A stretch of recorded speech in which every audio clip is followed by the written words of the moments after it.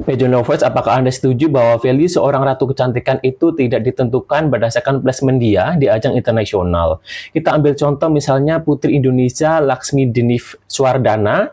Dia ketika mengikuti Miss Universe dia kan unplaced, tetapi hal ini tidak membuat saya memberikan penilaian yang buruk kepada Laksmi. Tidak. Saya tetap mengagumi Laksmi sebagai seorang yang inspirasional. Karena apa? Karena saya tahu bahwa Laksmi ini orang sangat pintar, guys.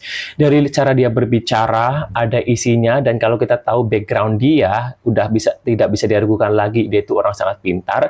Dan dari kepintarannya Laksmi ini, kita bisa melihat bahwa dia pasti mampu memberikan contoh-contoh yang positif kepada generasi muda di Indonesia. Dia bisa kontribusi kepada aktivitas sosial, dia aktif di kegiatan-kegiatan pemerintah, komunitas, dan ini kan value-value yang dimiliki oleh perempuan, dan terlepas dari placement dia di ajang internasional, value itu tetap ada di diri dia gitu.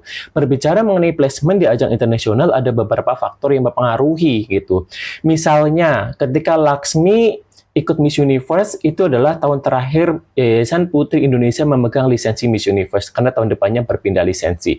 Dan saya sampai sekarang meyakini bahwa hal ini menjadi salah satu faktor kenapa Laksmi unplaced. Kemudian bisa jadi seorang queen, ini bukan Laksmi tapi secara general, bisa jadi mereka itu salah ajang. Misalnya, dia seharusnya ikut Miss Universe, tetapi dia malah ikut Miss World. Atau misalnya dia lebih cocok di Miss Grand International, tetapi dia ikut Miss International atau Miss Universe. Karena kita tahu bahwa setiap organisasi atau setiap kontes kecantikan itu memiliki karakternya masing-masing gitu. Dan hal ini juga berpengaruh terhadap placement setiap kontestan. Apakah Anda setuju, pageant lovers? Jika Anda setuju, silakan tulis pendapat Anda di kolom komentar. Pun jika Anda tidak setuju, tulis pendapat Anda di kolom komentar menggunakan bahasa yang sopan.